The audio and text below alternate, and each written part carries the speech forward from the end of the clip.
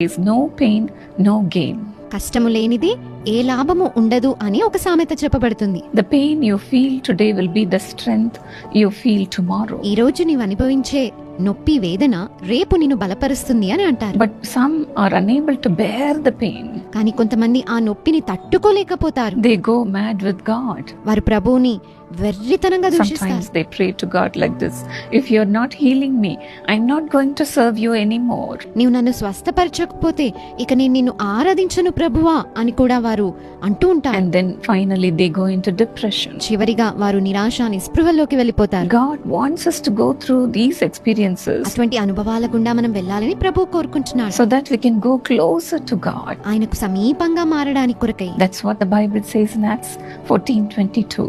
అపోస్తల కార్యములు 14:22లో అదే చెప్పబడి ఉన్నది. Through many tribulations and hardships that we must enter the kingdom of God. అనేక శ్రమలను అనుభవించి మనము దేవుని రాజ్యంలో ప్రవేశింపవలెను.